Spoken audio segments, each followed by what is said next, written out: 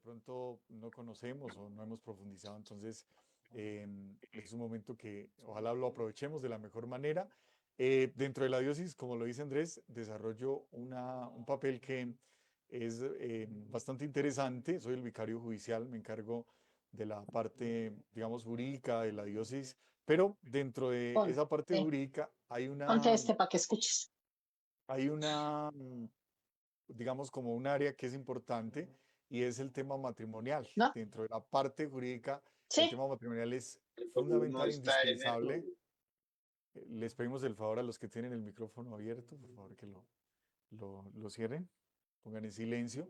Dentro de la parte jurídica está la parte matrimonial, que es algo de lo que les voy a hablar en esta noche y que tiene, pues, ciertamente digamos que una importancia grande porque siempre le comparto a la gente de una manera un poco como graciosa, pero es una realidad triste y es que en la Vicaría Judicial todos los días, el día que menos se reciben solicitudes de nulidad matrimonial son 3, 4 nulidades. Entonces, todos los días se está recibiendo personas que quieren anular su matrimonio porque ya no están conviviendo con su pareja, porque sucedió algo que de pronto los llevó a tomar la decisión de separarse y están de pronto con otra nueva persona distinta a aquella con la cual se casaron. Entonces, es una realidad bastante triste la que se vive a nivel matrimonial. Eh, Me llama la atención como titulan toda esta serie de programas que se hacen durante el año de la pastoral familiar, Un sí para siempre. Y cuando uno mira en la experiencia, pues hay muchos que pues eso no lo tienen presente. Es un sí, pero es un sí que en cualquier momento se puede volver un no o un tal vez o un hasta luego o un no quiero más, ¿sí? Entonces, es importante que tengamos presente algunos aspectos que son fundamentales para esto. Entonces, de verdad les agradezco por este espacio. Gracias, Andrés, por estar ahí coordinando esta partecita. Entonces, es lo que quiero pues compartirles en esta noche. Listo, padre. El padre Edwin Said también es párroco en San Miguel Arcángel, acá en Duitama. Y bueno, también con toda su experiencia que ha tenido en ese trasegar de su vida como sacerdote, pues también ha estado en Roma y tiene bastante conocimiento para compartirnos el día de hoy. Padre, pues para iniciar, pues quiero también contarles a las personas que se vienen conectando que pues este espacio hecho y liderado por la Pastoral Familiar, el padre Elkin pues envía excusas, tuvo una sustentación, pues si alcanza a llegar un momento ya nos contará el tema, pero pues él suele acompañarnos acá, les envía excusas y muchos saludos. Pero pues iniciemos primero pues poniendo este espacio en manos de Dios Padre, le pido que por favor hagamos una oración y comencemos con este importante tema para nuestros seguidores. Bueno, vamos a ponernos entonces en manos de Dios, invocando la gracia y la presencia del Señor para que guíe nuestros corazones y guíe este espacio de reflexión que vamos a tener en su nombre. En el nombre del Padre, del Hijo y del Espíritu Santo. Amén. La gracia, el amor y la misericordia de Dios estén con todos ustedes. Con tu espíritu. Les invito a escuchar un poquito el Evangelio de este domingo 25, que habla de algo que vamos a tocar dentro de la charla y por eso quiero leerlo para que lo tengamos ahí presente. El Evangelio de Juan, capítulo 14, versículo 23 al 29. En aquel tiempo dijo Jesús a sus discípulos, el que me ama guardará mi palabra, y mi Padre lo amará, y vendremos a él y haremos morada en él. El que no me ama no guarda mis palabras, y la palabra que están oyendo no es mía, sino del Padre que me envió. Les he hablado de esto ahora que estoy a su lado, pero el defensor, el Espíritu Santo, que enviará el Padre en mi nombre, será quien les enseñe todo y les vaya recordando todo lo que les he dicho. La paz les dejo, mi paz les doy. No la doy como la da el mundo. Que no tiemble vuestro corazón ni sea cobarde. Me han oído decir, me voy y vuelvo a su lado. Si me amaran, se alegrarían de que vaya al Padre, porque el Padre es más que yo. Les he dicho esto ahora antes de que suceda, para que cuando suceda sigan creyendo. Palabra del Señor. Gloria a ti, Señor Jesús. Este evangelio nos muestra la grandeza de lo que Dios nos dice, grandeza de la palabra de Dios y de el mandamiento de Dios. Hoy vamos a hablar ciertamente de un mandamiento que es el amor y que se materializa en un sacramento que es el matrimonio. El que me ama guarda mis leyes, el que me ama guarda mi palabra. Por eso tenemos hoy que pedirle más que nunca al Señor que nos ayude a guardar su palabra. Aquellos que han adquirido la gracia del sacramento del matrimonio, aquellos que viven la vida matrimonial, que se han comprometido delante de Dios y le han dicho al Señor sí, amar a una persona durante toda la vida, sí, tener una familia, que sea Dios el que nos ayude, como dice el Evangelio también de este día, a permanecer en el amor de Dios que se manifiesta a través también de otras personas. Que el Señor nos llene de su palabra, nos llene de su poder, nos llene de todo lo que necesitamos para cumplir hoy y siempre su palabra y sus mandamientos. Gloria al Padre, al Hijo y al Espíritu Santo, como era en el principio, ahora y siempre, por los siglos de los siglos. Amén. Padre nuestro que estás en el cielo, santificado sea tu nombre. Venga a nosotros tu reino. Hágase tu voluntad en la tierra como en el cielo. Danos hoy nuestro pan de cada día. Perdona nuestras ofensas, como también nosotros perdonamos a los que nos ofenden. No nos dejes caer en tentación y líbranos del mal. Amén. Que el Señor nos bendiga en el nombre del Padre, del Hijo, del Espíritu Santo. Amén.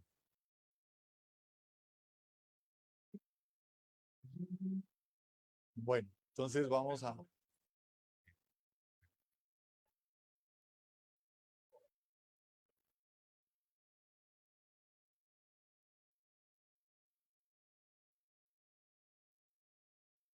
Bueno, gracias Andrés.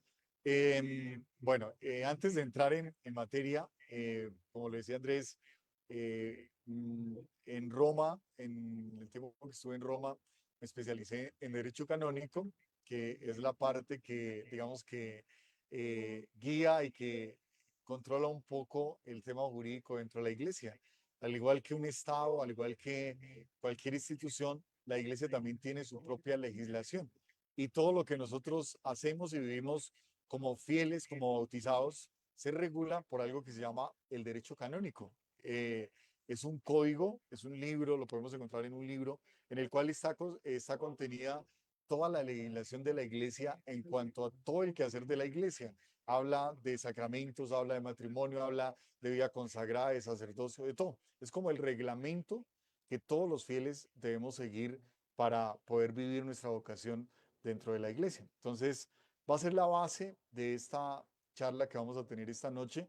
No les voy a hacer una explicación jurídica del matrimonio, sino lo quiero orientar un poquito más hacia la parte pastoral, para que nos sirva pues a todos de como de orientación y nos dé pues como esas luces que necesitamos en nuestra vida. Este tema que vamos a tratar esta noche se llama el matrimonio en la iglesia, derechos y deberes y consecuencias canónicas. Entonces, partimos de algo fundamental y es que cuando uno toma una decisión en el ámbito que sea profesional, laboral, sentimental, eclesial, donde sea, la decisión tiene unas consecuencias y esas consecuencias eh, tienen que ser asumidas por la persona que ha tomado la decisión. Digamos que en ese sentido es donde se mide, por ejemplo, la madurez de una persona. Es maduro el que es capaz de tomar decisiones, pero es maduro el que también es capaz de asumir las consecuencias que tienen las decisiones. Toda decisión, todo acto que nosotros realicemos tiene una consecuencia. Entonces, cuando hablamos, por ejemplo, del tema del matrimonio, el matrimonio es un acto que aparte de ser sacramento, es un acto jurídico que tiene unas consecuencias. Es decir, que en el momento que una pareja dice en el altar de frente al sacerdote, le dice a su pareja, te recibo como y te acepto como mi esposa o como mi esposo, esas palabras que se convierten en sacramento tienen unas consecuencias jurídicas que tienen que ser asumidas por las personas que han contraído, por ejemplo, matrimonio. Y ese es el tema que quiero que tengamos como referencia en esta noche, ¿sí? Porque digamos que hoy en día el matrimonio y todas las, como los estados de vida se están tomando de una manera como un poquito deportiva, como que yo decido, pero que no asumo las consecuencias de mi decisión. Entonces, quiero que eh, tengamos presente que al hablar de los derechos y deberes y consecuencias canónicas del matrimonio,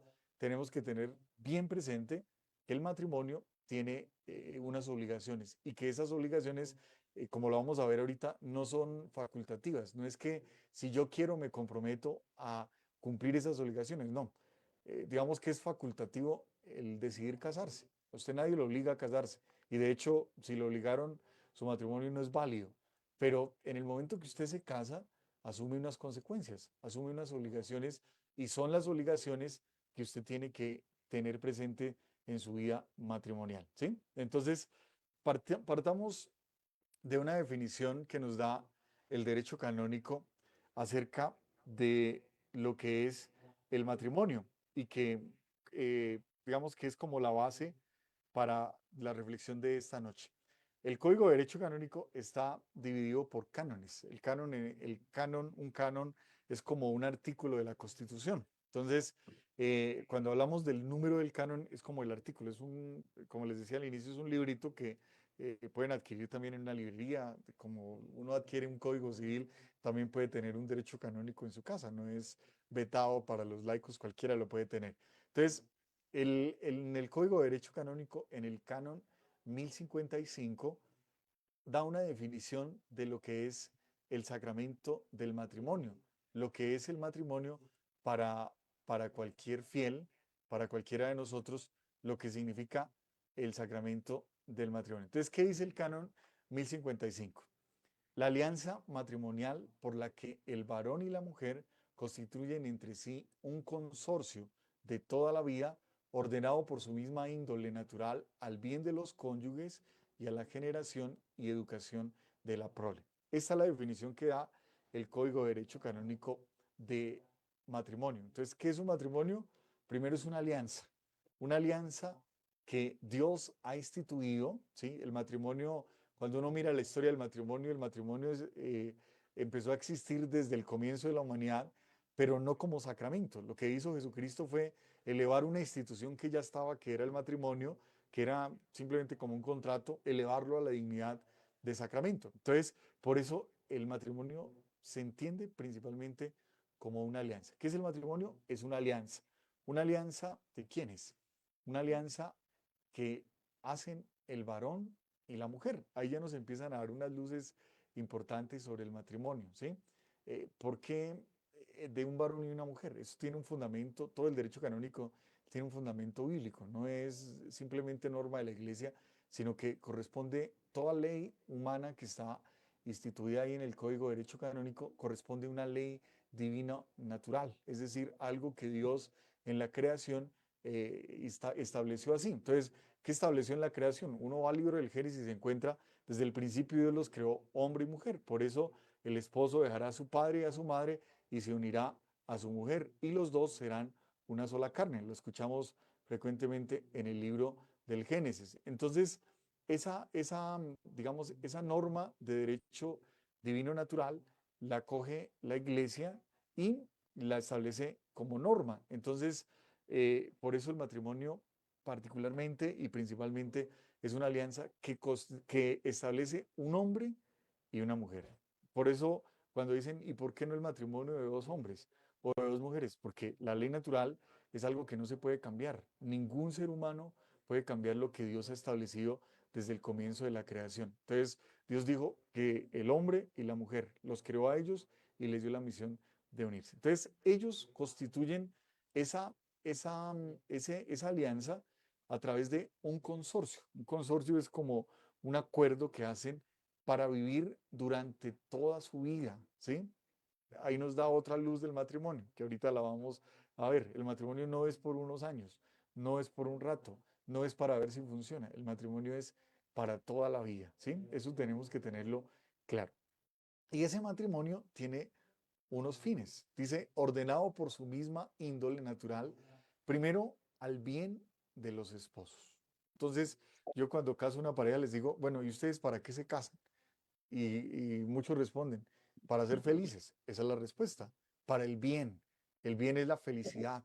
Y entonces una pareja se casa para experimentar esa felicidad en su vida. No se casan para amargarse, para vivir peleando, para vivir en discusiones, para vivir, no, se casan para la felicidad. Y entonces está ordenada a ese bien de los cónyuges. Cuando hablamos de los cónyuges estamos hablando de los dos. No es al bien de uno, no es al bien del hombre o al bien de la mujer, sino es al bien de los dos. Entonces está ordenado siempre al bien de los dos. Y está también orientado a la generación y a la educación de la prole. Entonces, uno de los fines del matrimonio es la procreación. Entonces, un matrimonio que ahorita lo vamos a ver en la parte jurídica, un matrimonio, por ejemplo, que se cierra la procreación, es un matrimonio que no es válido. Desde antes del matrimonio la pareja dice, nos vamos a casar, pero no vamos a tener hijos, ya no es válido porque está atentando contra la naturaleza propia del matrimonio, que es la generación de la prole. Entonces, para que lo vayamos teniendo presente. Alguna cosa que se me olvidó decirles al comienzo, si en algún momento tienen alguna pregunta, lo pueden hacer, no todos a la vez, pero si alguno tiene una pregunta, entonces alza la mano y le damos el paso para su pregunta. ¿Listo? Entonces, partimos de esa definición de matrimonio. Repito, Canon en 1055, ahí encuentran ustedes la definición del sacramento del matrimonio.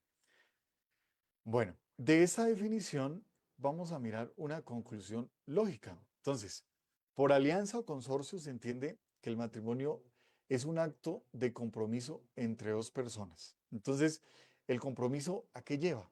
A que cuando una persona se compromete, eso le va a cambiar la vida. No es que yo me comprometo y sigo siendo o viviendo de la misma manera. El compromiso tiene unas obligaciones que literalmente me va a cambiar mi vida.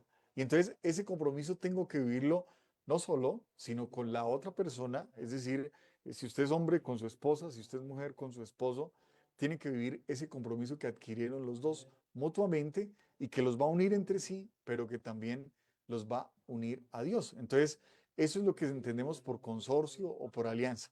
Es un acto de compromiso que realiza el hombre y la mujer. ¿Sí? Entonces, como les digo, ese acto de compromiso va a tener efectos, va a tener consecuencias y va a tener responsabilidades que tienen que ser asumidos. Entonces, la, ¿qué es lo que hace posible ese consorcio o esa alianza? Algo que los que son casados me van a entender porque ya lo hicieron, y es el consentimiento. El punto central del sacramento del matrimonio está en el consentimiento. Por eso, cuando, por ejemplo, piden la nulidad de un matrimonio, que ahorita les explico un poquito también eso, ¿qué es lo que se mira? Si hubo algún vicio, es decir, algo que impidió que el consentimiento fuera real. Eso es lo que se mira. Entonces, por ejemplo, uno de los dos estaba coaccionado por miedo o por temor. Entonces, el sí que dio allá en el altar lo dio porque lo estaban amenazando. Si no se casa, lo mato.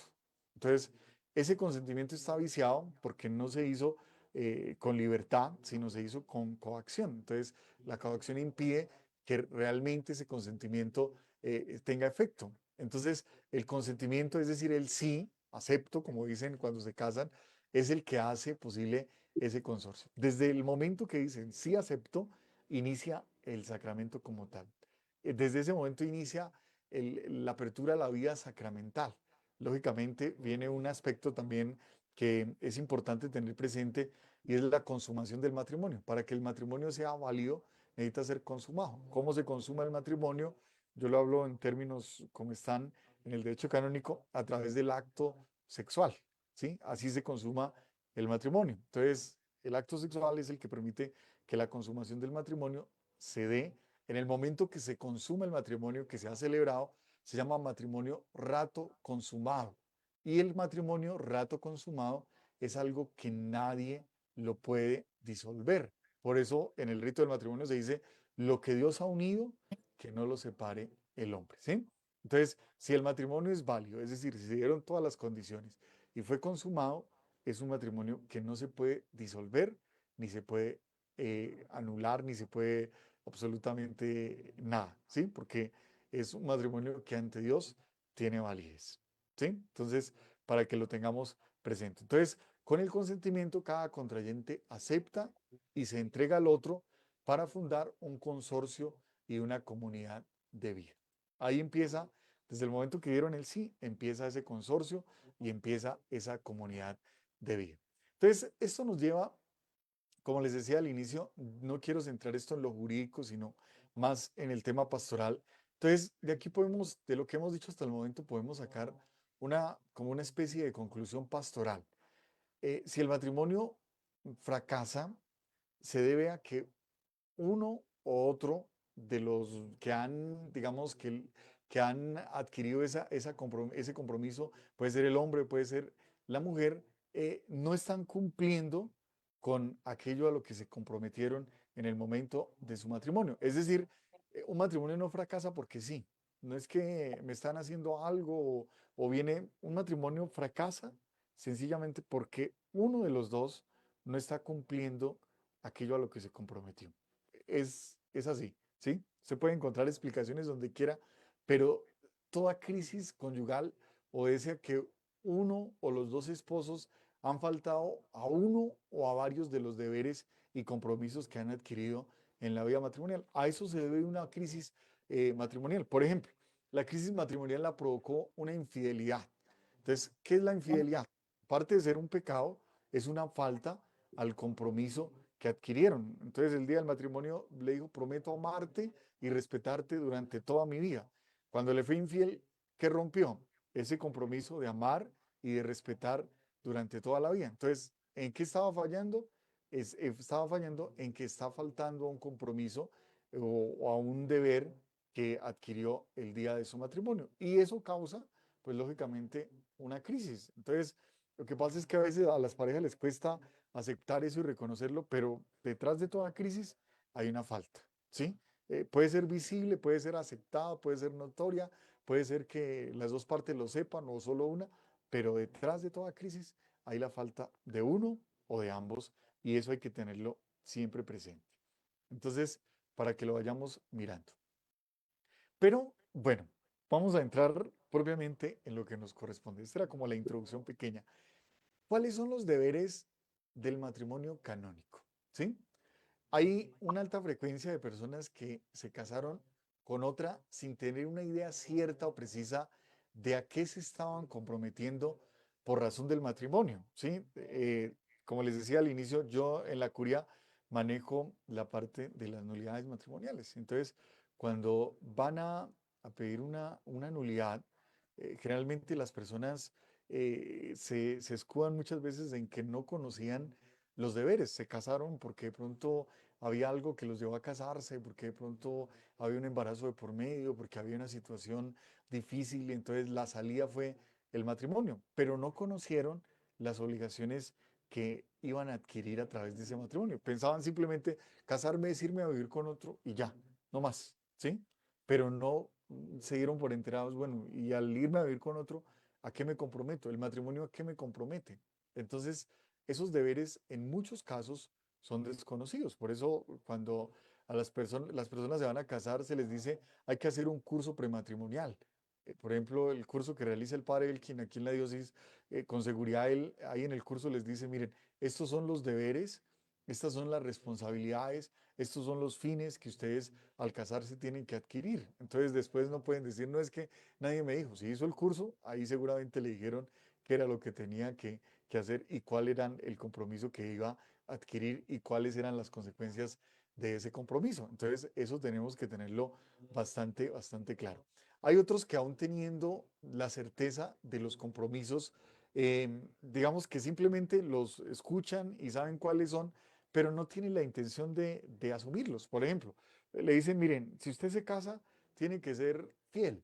Entonces usted allá adentro, en su interior dice, yo fiel no voy a ser. Entonces está conociendo el compromiso, pero interiormente ya está diciendo, lo conozco, pero no lo voy a practicar, no voy a vivir ese compromiso.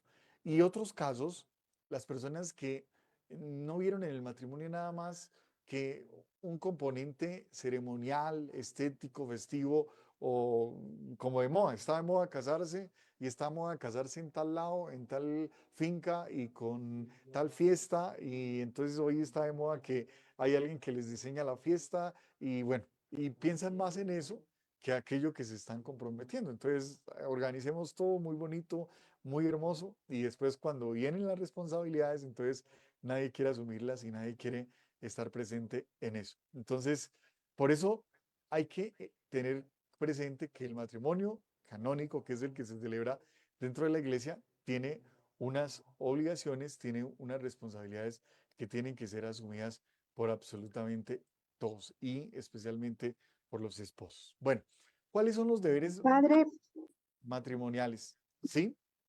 Luz Marina tiene una pregunta. sí, padre, tengo dos preguntas de hecho. Su merced nos dijo que el matrimonio, cuando es consumado, no se puede disolver, Sí, señora. pero tengo una pregunta. Cuando ya se ha consumado el matrimonio, ya se han casado, pero resulta que hay fractura y deciden separación de cuerpos, Sí. ¿esa es una condicional ¿Condicional en qué sentido? O sea, afecta, para anularlo? no. Digamos que todo lo que anula un matrimonio es lo que sucedió antes del consentimiento o durante el consentimiento.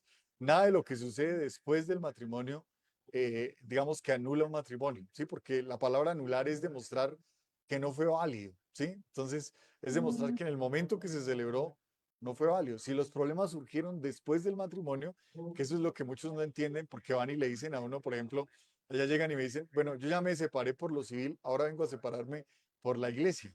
Entonces, la iglesia no hay separación. Lo que Dios ha unido no lo separa el hombre. Entonces, se demuestra es que en el momento que se casaron, por ejemplo, sí, hubo el consentimiento, hubo la consumación, pero en el consentimiento hubo algún vicio que impidió, que causó mejor que no se diera un consentimiento real, sino que fuera como una especie de simulación. De hecho, en el derecho se llama así, simulación.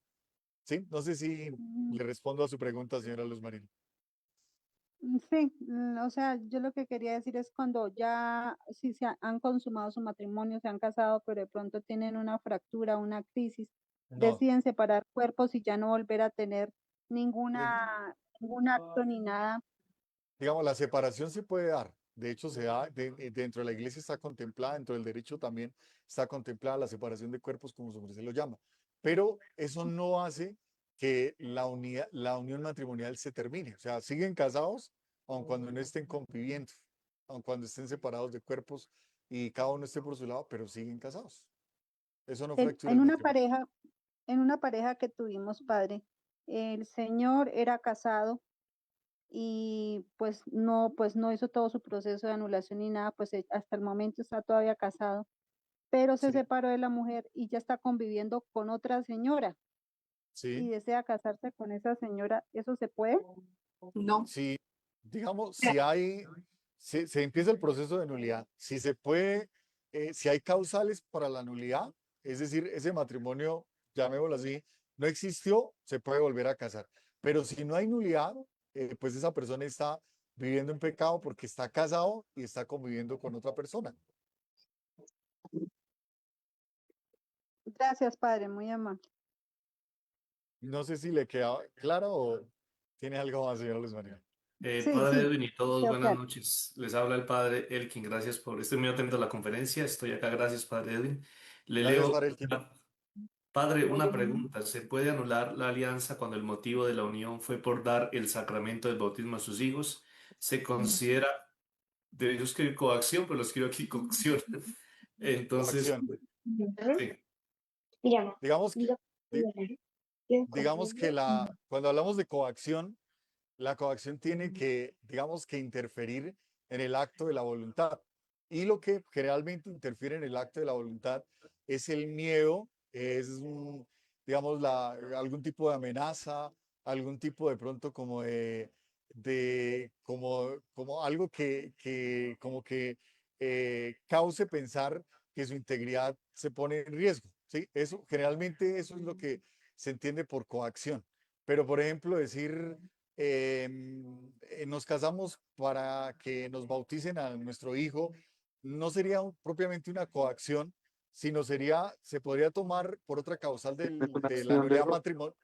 Señor, se podría tomar por otra causal de la vida matrimonial que se llama la discreción de juicio. Es decir, la discreción de juicio es que estaban más pensando en lo que los motivaba a casarse, que era, por ejemplo, bautizar a su hijo, que en lo que era en sí el matrimonio. Entonces, por pensar en bautizar solo al hijo, no se dieron cuenta de las obligaciones y de los compromisos que iban a adquirir en el matrimonio. Entonces se casaron y cuando estaban casados ya se dieron cuenta de todas las obligaciones y de todos los compromisos que tenían. Entonces ahí se habla de una discreción de juicio. Eso sí llevaría a la nulidad de un matrimonio si se puede demostrar esa discreción, en el caso que lee el padre Elki.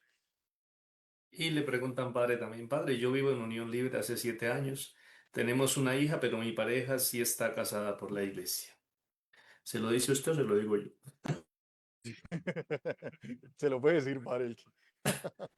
Bueno, pues nosotros no le podemos arrancar páginas a la Biblia. No podemos ser más misericordiosos que Dios. Y Dios dijo en la Sagrada Escritura, si alguien se casa y se va a vivir con otra persona, comete Comete adulterio. adulterio. Y el que está viviendo con esa persona, comete adulterio. O sea, nosotros no podemos arrancarle esa página a la Biblia. Y cuando hacemos eso, no lo entiendan como una ley sin corazón. Entiéndanlo como una respuesta grande del amor de Dios a los seres humanos. Por favor, tengan cuidado con el micrófono que se encienden varias veces y entonces el padre cree que le están haciendo preguntas y se nos pierde ahí la idea. ¿Listo? Los micrófonos apagados, creo que por el tema del chat nos podemos entender un poquito mejor. Entonces les decía eso. Dios cree más allá de nuestros propios actos. Una pareja dijo, sí, nos decidimos amar y respetar toda la vida hasta que la muerte nos separe. Como preguntaba antes Mariluz, los dos nos pusimos de acuerdo para decir que ya no queremos, no importa. Dios les dijo hasta que la muerte los separe y esa fe de Dios, esa confianza de Dios en el hombre va más allá de nuestras decisiones. Dice más abajo, el vínculo existe, no importa el tiempo que haya pasado, efectivamente, no depende del tiempo. Es un sacramento y va, como lo ha explicado el padre Edwin hasta ahora, si no hay una nulidad, el matrimonio sigue siendo válido, sigue existiendo. Gracias. Yo sigo por ahí. Si debemos que el padre vaya adelante porque nos quedan prácticamente 10 minuticos. Es un tema demasiado interesante, Sí. pero pues lo dejamos avanzar y si hay más preguntas me las van diciendo. Yo estoy pendiente del chat. Ahorita miro el del Facebook para contestarles. Gracias, padre. Qué pena interrumpir. Listo. No, gracias, padre. Bien, pues teniendo presente eso, sí, solo pues algo que decía el padre Elkin, que es muy cierto, o sea, el tiempo no lo anula, porque por ejemplo llegan, me dicen, padre, yo llevo de 20 años de separado, 30 años de separado, entonces ya debe haber nulidad, ¿no? Pueden pasar 100 años y resiste y el matrimonio sigue intacto, la alianza y el compromiso que usted adquirió siguen intactos. Bueno, entonces vamos a los deberes del matrimonio como tal. Entonces, los deberes tienen 4 características en común que yo quiero que las tengan presentes porque sirven para entender y para, entendiendo, poder cumplir esos deberes de la vida matrimonial. Entonces, las características de los deberes, la primera es que su razón de ser es el matrimonio. Esto significa que no son previos a las nupcias, es decir, a la celebración del matrimonio. Se originan desde el momento del matrimonio. El deber que usted tiene con el otro no viene desde el noviazgo, sino se origina en el momento que usted dice sí, que da su consentimiento y que se realiza o se hace, digamos, se materializa el sacramento del matrimonio. Entonces, esos deberes son en virtud del mismo matrimonio. Segundo, son de obligado cumplimiento, perdón, ¿sí? Es decir, les decía ahorita, no es si yo quiero, no es que si yo quiero ser fiel, no es que si yo quiero tener o no tener hijos, es que si yo me caso, tengo que tener presente que esas obligaciones que son propias del matrimonio, sencillamente tengo que cumplirlas. Repito, nadie lo obliga a casarse, pero en el momento que se casó, es obligatorio cumplir los deberes a los cuales se comprometió, ¿sí? Tercero, son perpetuos, que era lo que hablábamos ahorita en las preguntas. Es decir, el matrimonio es un estado de vida permanente para toda la vida, ¿sí? Entonces, no es que los cumplo por un tiempo y después ya no los cumplo, no, los cumple para toda la vida. Usted se comprometió a cumplirlos para toda la vida. Entonces, son perpetuos. Y cuarto elemento de los deberes del matrimonio es que afectan por igual a los dos esposos. Entonces, están obligados los dos en la misma medida a observar y guardar todo lo que conlleva la vida matrimonial. Entonces, como dice, les cito otro canon, que si quieren escribirlo para que lo busquen ahí en internet pueden encontrar el Código de Derecho Canónico. Entonces, lo pueden leer, el canon 1135. Entonces dice, ambos cónyuges tienen igual obligación y derecho respecto a todo aquello que pertenece al consorcio de la vida conyugal. Entonces, no es solo uno el que se compromete y debe cumplir, son ambos. No es solo uno el que tiene derechos dentro del matrimonio, ambos los tienen. Eso es algo que le da la igualdad también al sacramento del matrimonio y que es fundamental. Es fundamental tenerlo presente porque si no, pues se va a vivir lo que se vive en algunos matrimonios. El hombre piensa que él es el único que tiene derechos y la mujer no. O el hombre piensa que él es el que no puede cumplir, el que tiene el derecho a no cumplir las obligaciones, pero la mujer sí tiene que cumplirlas. Son los dos los que tienen que cumplirlas. ¿Listo? ¿Cuáles son esas obligaciones, esos deberes? Todos están con esa palabra, deber. Entonces, los encontramos en el canon 1134, que señala que el matrimonio válido se origina entre los cónyuges, que origina entre los cónyuges un vínculo perpetuo, exclusivo por su misma naturaleza, y se manifiesta en el cumplimiento de los siguientes deberes. Entonces, ¿cómo se vive ese vínculo perpetuo? ¿Cómo se vive esa alianza perpetua? Se vive cumpliendo 6 deberes, que vienen, estos deberes vienen de los fines y de las propiedades del matrimonio. Entonces, ¿cuáles son? El primer, el primer deber es el deber de convivir juntos. Entonces, ¿en qué consiste esto? Conlleva la obligación de cohabitar en el mismo hogar, pero el significado de convivencia en el matrimonio canónico es mucho más amplio. No es que lo estoy cumpliendo el deber de convivir juntos porque estamos en la misma casa, pero resulta que no se hablan, resulta que no comparten nada, están compartiendo el techo, pero no están conviviendo, no están conviviendo. Entonces, esto se identifica, la convivencia canónicamente se identifica con la noción de consorcio de toda la vida a que alude el canon 1055, que habla que es un consorcio matrimonial para toda la vida. Entonces, unidos los esposos en un único destino, comparten los mismos objetivos en su vida de el uno al otro, por lo que cada uno ha de tomar parte en el ámbito personal de su, digamos, de su pareja, existiendo siempre una entrega mutua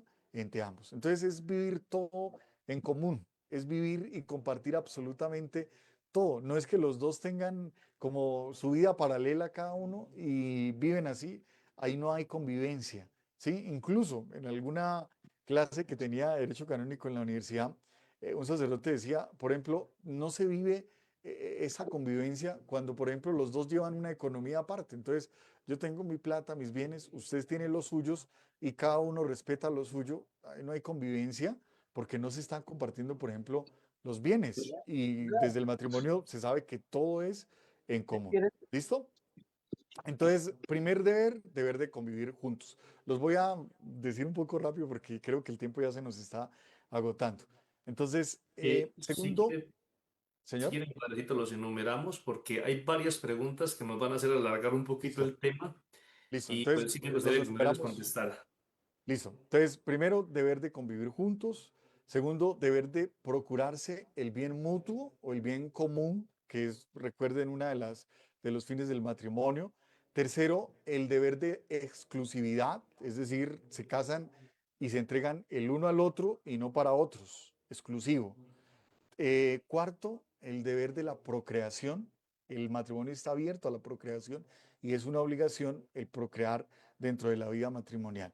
Em, Quinto, el deber de educar a los hijos, la educación de la prole, que también es uno de los fines del matrimonio. Y sexto, el deber de, este lo incluí ahí porque también está dentro del derecho canónico, el deber, por ejemplo, de bautizar a los hijos o de velar por la fe de los hijos, la fe en la que los hijos han sido concebidos, porque fueron concebidos dentro del matrimonio, entonces velar también por esa fe.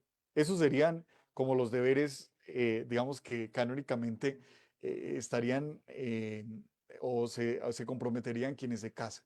No sé si hay alguna pregunta hasta ahí, padre. Vale, mi padre, yo le leo porque vamos cerrando. Es un tema demasiado importante, demasiado Muy actual. largo. Leo algunas cositas de Facebook que me pareció interesante, Sí. porque pues, ahí tiene menos contacto acá. Tema muy interesante, gracias, padre. Dice, ¿la discapacidad de los hijos concebidos dentro del matrimonio se da para la nulidad del matrimonio? No, digamos, lo contesto así rápido, pero no. No, Gracias, padre. digamos, no es una causal de nulidad. Y yo refuerzo ese no en mayúscula con negrilla, porque es que ese argumento de la discapacidad o de la habilidad diversa de los hijos no da ni para una nulidad ni para un aborto, por favor. No, para O nada. sea, la ley humana es una cosa, pero lo que el padre y yo estudiamos y todos los sacerdotes estudiamos en derecho canónico no es una ley humana, es una ley divina. Y al final no nos va a juzgar un juez de la República. Al final seremos juzgados ante el tribunal del amor y ante todas estas cosas que si alguien lo está pensando antes de esta conferencia y no lo había escuchado, su castigo será menor. Pero Ujú. después de haberlo estudiado, tiene que saber que tiene una responsabilidad, como estaba hablando el padre Edwin al comienzo. También me llama la atención de Facebook. Son preguntas que para nosotros son muy obvias la respuesta, pero sí quiero que el padre Edwin, que es el experto en derecho canónico, se las conteste. Si un matrimonio está en crisis de convivencia por vicios o porque alguno de los dos le da más importancia de compartir con su familia materna y no comparte como pareja todo lo que es más importante que su pareja, ¿cómo se les puede aconsejar o dónde se les diría que se dirijan para un apoyo y tratar de recuperar su matrimonio? Bueno, creo que tiene dos respuestas, una de la parte jurídica y otra de la parte como de acompañamiento de pareja, ¿cierto, pareja? Sí, señor. Entonces, bueno, la primera, digamos que lo que yo les decía ahorita hace un momento, todo lo que da para nulidad es lo que sucede antes del matrimonio, ¿sí? Entonces, por ejemplo, es muy frecuente el tema de los vicios, el tema de, por ejemplo, de la parte afectiva, en la parte, digamos, de las cosas que hacen descuidar las obligaciones del matrimonio. Entonces, es nulidad en la medida que se pueda demostrar que en la persona hay como esa actitud desde antes de casarse de no asumir responsabilidades. Entonces, por ejemplo, es más importante el vicio de, puede ser un vicio de una droga o algo, o puede ser un vicio, por ejemplo, de jugar algo, de dedicar su vida a otra cosa, ¿sí? Entonces, si se puede demostrar que la persona tiene como esa conducta psicológica que le impide asumir responsabilidades, se puede mostrar la nulidad. Pero si se da después del matrimonio, entonces, digamos, después del matrimonio se refugió en los vicios porque la vida matrimonial no le funcionó. Entonces se refugió en eso, descuidó su hogar, descuidó su mujer, pues digamos que propiamente ahí no habría una causal de nulidad como manifiesta. Se podría mirar, pero no habría una causal manifiesta porque sucedió después del matrimonio, ¿sí? Y la parte de la ayuda, no sé, el padre Elkin, si les puedo orientar un poquito en eso, eh, digamos, toda pareja en crisis tiene que tener presente que solos no pueden resolver sus situaciones. Siempre hay que tener en cuenta que hay que buscar ayuda. Gracias, padre. Y efectivamente, o sea, yo estoy asumiendo una responsabilidad. Olga y Fabio, el micrófono, por favor. Yo estoy asumiendo una responsabilidad que me toca, pues porque es lo que la diócesis me pidió, que es la pastoral familiar. Pero pedir que todos los casos vengan a la pastoral familiar, que es lo que está pasando, es como pretender que todos los enfermos vayan al padre de la pastoral de la salud. No, para eso hay un párroco. Y ese párroco debe recibirlos, y ese párroco debe acompañar. Y si la cosa se sale de las manos, que ven que ya no pueden, ahí entramos nosotros a acompañar. Sin embargo, la puerta está abierta. ¿Cómo funciona? Vienen a la parroquia de San José, no se les cobra nada por una atención de esas. Los escucho, primero a él, después a ella y después hablamos los tres. ¿Qué les digo yo? Sencillamente le van a pedir, dejen 20.000 o 30.000 pesos. ¿Por qué? Porque lo que no nos cuesta, volvámoslo fiesta. Entonces, ¿qué pasa? Que yo vivo demasiado ocupado, la gente saca la cita, le quita el turno a otro y no vienen. Entonces es muy triste eso. Entonces la solución que hicimos fue pedirles 20.000 o 30.000 pesos, se dejan ahí y el día que vengan a la cita se les devuelve. Si no vienen, los perdieron porque nos hicieron perder tiempo también a nosotros. Pero es una cuestión que nos ha llevado la experiencia a eso. Dice por acá, padre, sería muy buena una próxima charla sobre el matrimonio, ya que hay mucho desconocimiento del tema. Mi querida amiga, lo estamos haciendo cada 15 días. Entonces, este es el tema de derecho canónico y hay dos expertos en derecho canónico. Entonces, el padre Edwin estuvo esta vez con nosotros, pero después vendrá el otro canciller, el padre Edgar, acompañado también de un tema de derecho canónico. Dicen por acá, las personas divorciadas y vueltas a casar pueden volver a comulgar. Estamos hablando de dos temas distintos. En la iglesia no hay divorcio, Ujú. en la iglesia hay nulidad. Y entiendan por favor eso, o sea, si fue Dios el que los unió, no los va a separar un juez de la República. Si fue Dios el que lo unió, lo que hace un tribunal eclesiástico es decir la frase bonita que lo que Dios unió, que no lo separe el hombre. Y lo que hace una nulidad es decir, esto no los unió Dios. Y vamos, por eso el padre bien decía, no es de lo que pasa después, es de lo que viene de antes. Por eso es importante mirar las raíces. Y por eso es importante, yo se los digo así con un ejemplo gráfico, pero se los quiero decir, o sea, padre, que el padre tal tiene hijos, ¿por qué no lo sacan de ser sacerdote? Porque resulta que el sacramento es más grande que la infidelidad del padre, así de sencillo, que la debilidad del padre, el sacramento es más grande. Padre, ¿por qué no se divorcia este si es que le fue infiel a la esposa? Porque el sacramento es más grande que la infidelidad. ¿Difícil entenderlo? Sí, pero es que, como dice una palabra, en la palabra de Dios, esto es imposible. Y Jesús dijo, sí, esto es muy duro, el que pueda con eso que le haga. Entonces, es importante eso. Aquí preguntan en el Zoom de la... Entonces, les decía, no, si hay nulidad, seguramente sí. Si no hay nulidad, no por el hecho de que lo haya hecho un juez, entonces no es que estén divorciados y que ya no existe el matrimonio. O sea, no se da por entendido eso.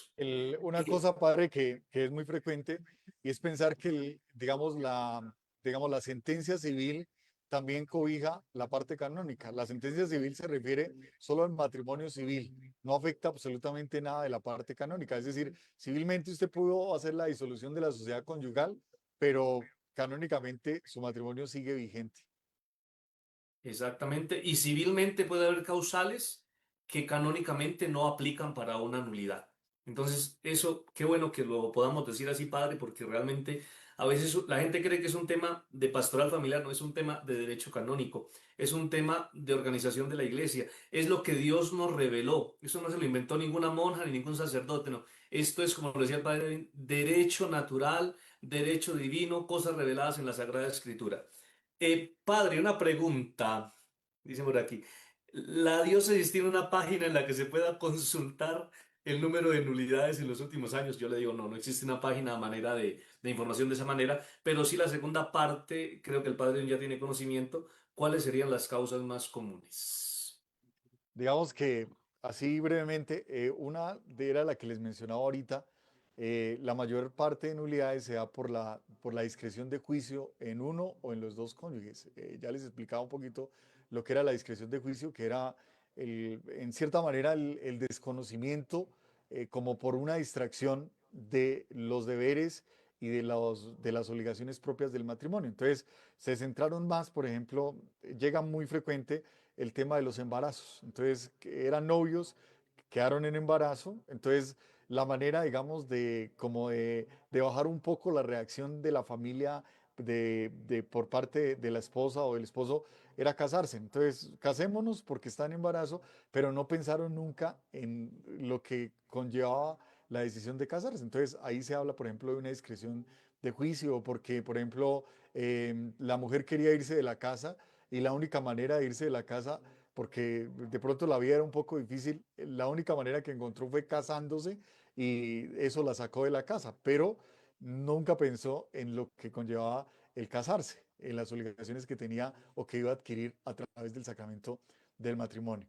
Entonces, es como una de las frecuentes, se puede dar, por ejemplo, por simulaciones, por ejemplo, las simulaciones van, por ejemplo, la exclusión de la fecundidad. Entonces, por ejemplo, parejas que se ponen de acuerdo antes del matrimonio y dicen, nos casamos pero no vamos a tener hijos, la exclusión de la fidelidad. Entonces, alguien dice, yo me caso, pero yo no voy a ser fiel, me caso simplemente, pero la fidelidad no va conmigo.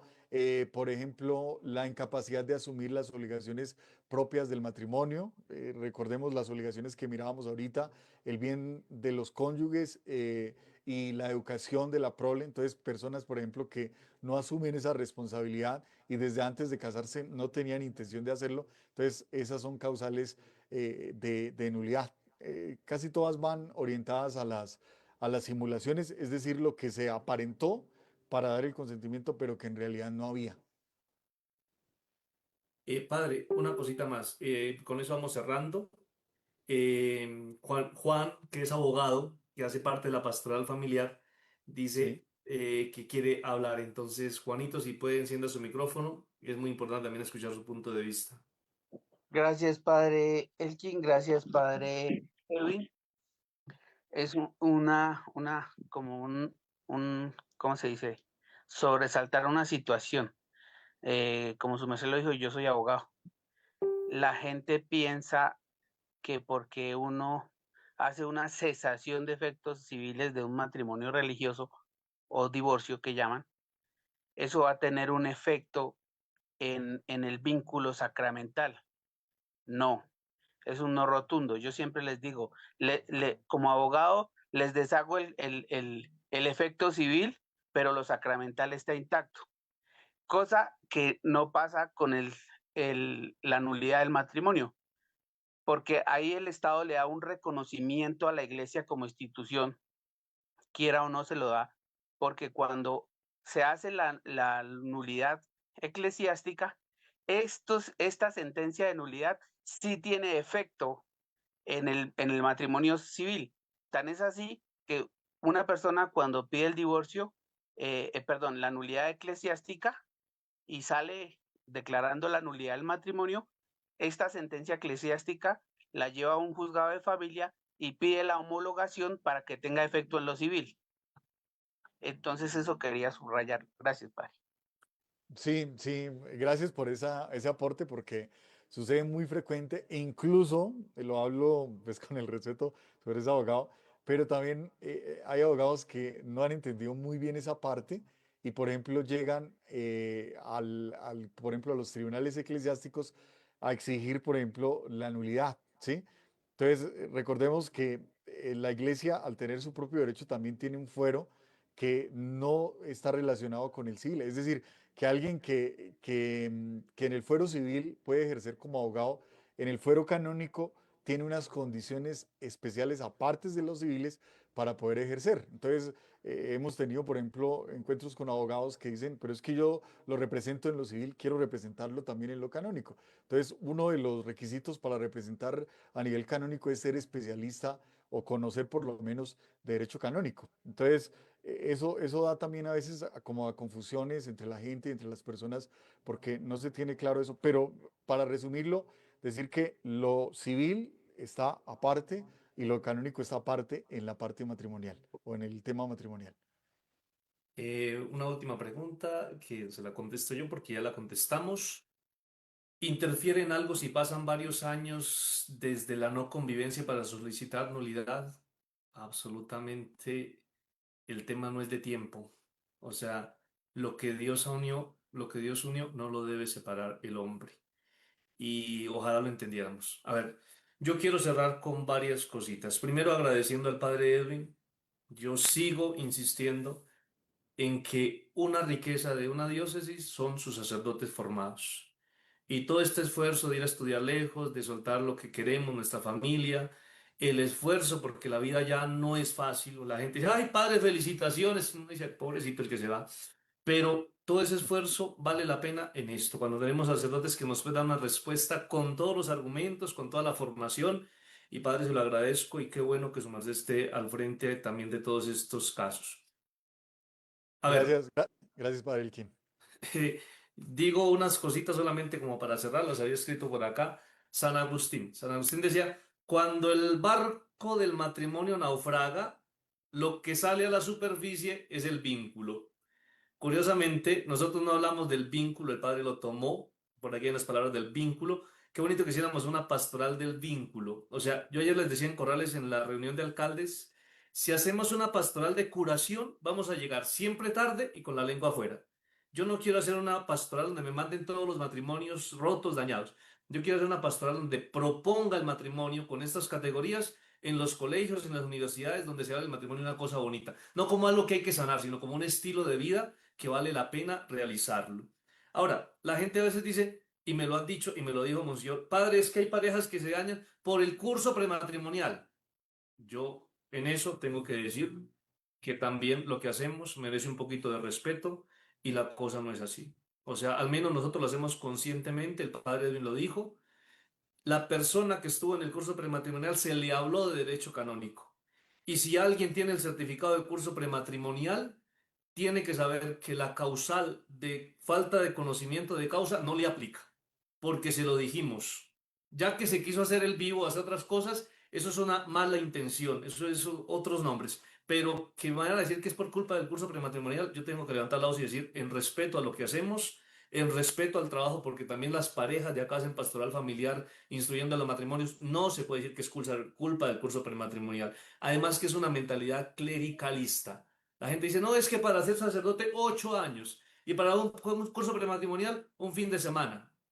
Sí es verdad y no es verdad, porque uno nace en familia y la formación de la familia no la da el padre, la formación de familia la da la misma familia. Ojalá entendiéramos eso. Hay que hacer un estudio más profundo para no botar juicios a la carrera, que es que la culpa es de la pastoral familiar. A mí me parece eso injusto, lo tenía que decir, lo digo y pues ojalá se entienda de la mejor manera. Otra cosita que tenía por ahí para decirles. eh, Dice, bueno, eso, o sea, encontrando el culpable no se soluciona el problema. Si encontrando el culpable, si dicen la culpa es de la pastoral familiar, yo me echo la culpa para que no haya más divorcios o nulidades, pero va a seguir existiendo porque el problema no es en el curso. El problema es en una cultura que le falta vivir de fondo la experiencia de los vínculos, nos falta una pastoral del vínculo, nos falta proponer el matrimonio en un horizonte grande, pero bueno, es un tema que se abre, es un tema demasiado interesante. Yo sé que vienen muchas más preguntas, sé que vienen muchas más inquietudes, pero Padre seguirá su merced siendo nuestro invitado estrella porque como se da cuenta, una horita no es suficiente para todo esto que hay que abordar. Sí, y No, algo, eso. algo para añadir un poquito ahí, lo que su merced dice es cierto, también tener presente, miren, todos los matrimonios desde, es un principio del derecho, se presumen válidos, ¿sí? Digamos que la nulidad se da o se busca cuando hay otros fines, por ejemplo, ya tienen otra convivencia, tienen otra familia, entonces ahí empiezan a buscarlo, pero de por sí todo matrimonio se presume válido, es un principio. Y es importante no esperar lo que dice el padre, hasta lo último a ver y buscar quién me salva el matrimonio. Aparte de la asesoría, yo creo que es fundamental y en eso todos los párrocos tenemos nuestra misión, que es acompañar a los matrimonios. Uno a veces se dedica a casar, pero cuando acompaña, uno tiene la misión de acompañar a esos matrimonios para que funcionen y no esperar hasta que ya estén, mejor dicho, a punto de dejarse y empiecen a buscar ayuda y empiecen a ver a quiénes les salva el matrimonio. Y sí, echamos culpas, decimos, la iglesia no me ayudó. Sí, pero es que usted buscó ya cuando casi todo estaba perdido. Entonces, el acompañamiento es fundamental en la vida matrimonial y yo estoy convencido de eso.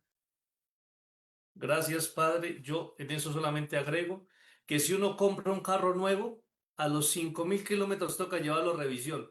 Pero no le suena nada, está nuevo, pero hay que llevarlo a revisión. Y a los 10.000 toca volver, y a los 15.000 toca volver. Porque si usted compra su carro nuevo y va a llevarlo por garantía a los 40.000 kilómetros de suerte, hermano, eso no lo cobija el seguro. Pues yo creo que también, es como un Sí, ejemplo básico, pero sí, esto sí. hay que aplicarlo en la vida.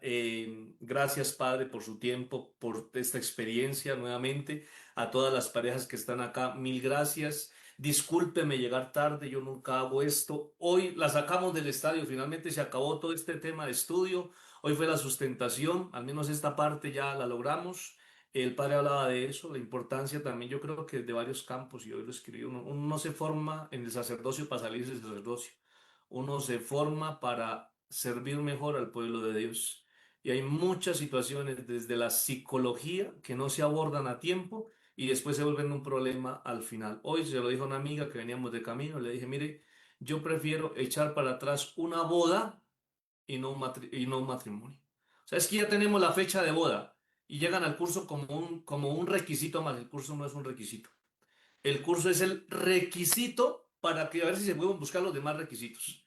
Porque cuando la pareja, el padrecito irresponsable, les da fecha sin haber hecho un curso, el padre está fallando también. Porque esa persona que ya tiene una fecha se va a casar sí o sí porque no es capaz de echar para atrás todo el alboroto social que hizo con el matrimonio. Entonces ya con tarjetas hechas, ya con boda, con todo preparado, es muy difícil que la gente diga sinceramente qué ha pasado, gracias a Dios, en los cursos prematrimoniales. La gente dice, no es el momento, no es la persona, y uno es triste, pero es mejor una boda para atrás que un matrimonio para atrás. Padre, me voy a casar, tengo un hijo, no es de mi pareja, y en los requisitos nos piden un canon. ¿Es obligatorio ese canon? ¿O solo es algunas parroquias que lo piden? No sé a qué se refiere el canon. Habría que, nos Canon, no. preguntan. Sí, sí. No, no sabemos qué es un canon. O sea, la palabra canon sí sabemos, pero no aplica a Pero esa no, situación. ¿en qué contexto lo estará diciendo, no? Sí, sí. Eh, una gran dificultad en el derecho canónico es que trae muchas presunciones y los candidatos al matrimonio no las conocen. Yo creo que más que presunciones, el tema es, hay muchos argumentos y de las pocas definiciones del derecho canónico, ni siquiera es una definición, es una descripción de lo que es el matrimonio. Aparece ahí, el padre lo explicó muy bien al comienzo, hay que formarnos. Por eso estos espacios, yo sé que son valiosos, por eso vale la pena hacerlos. Y cada vez que pasan esas cosas que me dicen que es culpa de la pastoral familiar, yo delante de Dios diré, Señor, tú sabes que yo lo hice con el mayor de los gustos, intenté hacer hasta donde más se pudo. Entonces, terminemos con una oración. Señor Dios, fuente del amor y autor de la alianza fiel. Te damos gracias por este encuentro donde reflexionamos sobre el matrimonio, no solo como institución jurídica, sino como vocación sagrada, como signo visible de tu amor para la humanidad.